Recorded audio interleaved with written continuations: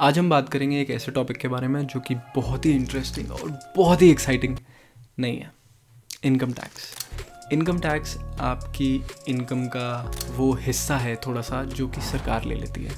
मान लीजिए आप रेस्टोरेंट में गए, आपने मील ऑर्डर किया, एक बर्गर आया, एक सॉफ्ट ड्रिंक आई और एक फ्राइज़ आए, तो फ्राइज़ सरकार खा जाएगी, ऐसे कुछ समझ लीजिए। तो आज मैं आपको ये इनकम टैक्स बेसिक समझाऊंगा क्योंकि बहुत सारे एक्सपर्ट फाइनेंशियल यूट्यूबर्स हैं जो बहुत डिटेल में समझा सकते हैं, लेकिन मुझे ऐसा लगता है कि बेसिक समझाने के लिए कोई होना चाहिए, तो मैं बेसिक ही कवर करूँगा। मैं भी एडवांस्ड आई डोंट थिंक मैं समझा सकता हूँ उन लोगों से बेटर। तो बेसिक में क्या है, कुछ कंपोनेंट्स होते हैं इनकम टैक्स के, जैसे कि आपकी सैलरी हो गई, वो टैक्सेबल इनकम में आती है। आप कोई बिज़नेस रन करते हैं कोई, या फिर कोई प्रोफेशन है जिससे आप पैसे कमाते हैं, वो भी टैक्सेबल इनकम में आता है। आपने अपनी कोई प्रॉपर्टी प्लॉट बेचा, वो इनकम टैक्सेबल होती है।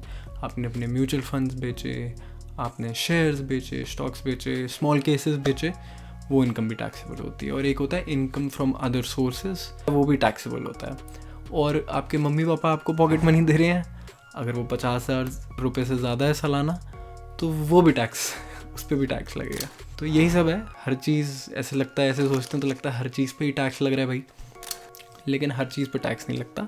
दो चीज़ें हैं सरकार ने जो हमें दी हुई हैं, जो कि बड़ी अच्छी चीज़ें हैं, जिनको बोला जाता है एग्जेम्पशंस और डिडक्शंस।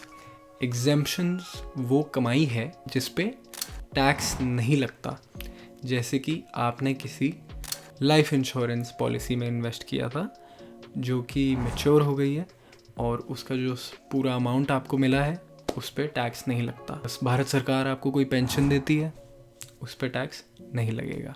तो बेसिकली आपकी इनकम का वो हिस्सा सरकार देखती है और कहती है नहीं, इस पर हम टैक्स नहीं लगाएंगे, उसको बोलते हैं एग्जेम्पशंस। डिडक्शन क्या होता है? डिडक्शन वो होता है कि आपकी जो वो इनकम थी उस पर टैक्स लग रहा था, लेकिन आपने कोई ऐसी स्कीम, ऐसी कोई इन्वेस्टमेंट अपॉर्चुनिटी देखी जिसमें आपने पैसा लगाया, तो सरकार ने कहा अच्छा यहाँ डाले हैं पैसे, फिर ठीक है, फिर हम माफ़ कर देते हैं। जैसे आपने हेल्थ इंश्योरेंस खरीदी है, तो उस पर एक सर्टेन अमाउंट तक, पूरा अमाउंट नहीं, एक सर्टेन अमाउंट तक आपका टैक्स डिडक्ट हो जाता है आपकी इनकम से, तो वो हो जाता है डिडक्शंस।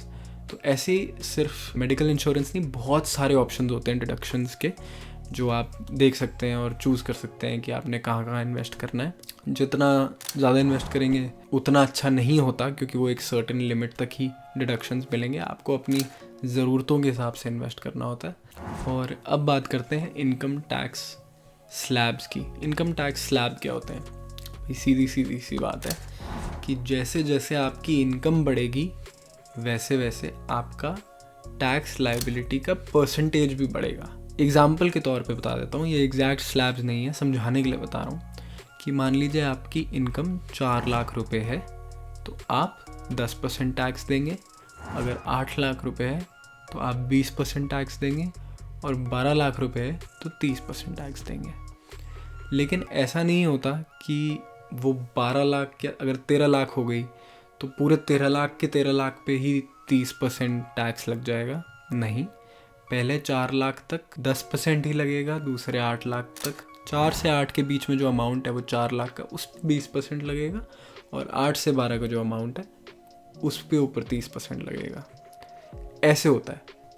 थोड़ा कॉम्प्लिकेटेड है, कोई बात नहीं, अभी समझ नहीं आया तो अभी आप बस ये समझ लो कि स्लैब्स होते हैं, और बहुत सारे टैक्स कैलकुलेटर्स हैं जो कि ऑनलाइन आपको मिल जाएंगे, जो आपको समझाने में हेल्प कर पाएंगे। अब हम बात करते हैं टैक्स फाइलिंग की। तो एक फाइनेंशियल ईयर होता है, जैसे हम लोग कैलेंडर ईयर होते हैं, 31 दिसंबर को जो ख़त्म होता है, 1 जनवरी को शुरू होता है, और उसके बाद हम न्यू ईयर बनाते हैं। वैसे एक फाइनेंशियल ईयर भी होता है जो 1 अप्रैल को शुरू होता है और 31 मार्च को ख़त्म होता है। उस फाइनेंशियल ईयर में जो आपकी कमाई है वो taxable income after exemption and deductions जो है कैलकुलेट की जाती है, और उसके ऊपर आपने टैक्स देना होता है। तो ये टैक्स देना कब है? अब मान लीजिए इसी साल की बात कर लेते हैं। आपका ये जो अब साल शुरू हो गया है अप्रैल से 2023, वो असेसमेंट ईयर शुरू हो गया है, और पिछला साल अप्रैल 1 2022 से लेके 31 मार्च 2023 आपका फाइनेंशियल ईयर रहा है। इस ईयर में जो आपका असेसमेंट ईयर है 1 अप्रैल से 31 मार्च तक, उस टाइम फ्रेम में आपको पिछले साल का जो फाइनेंशियल ईयर है उसकी इनकम टैक्स की पेमेंट करनी है। बस अभी के लिए इतना ही। अगर आपको कोई भी सवाल है तो प्लीज़ कमेंट सेक्शन में ज़रूर लिखिएगा।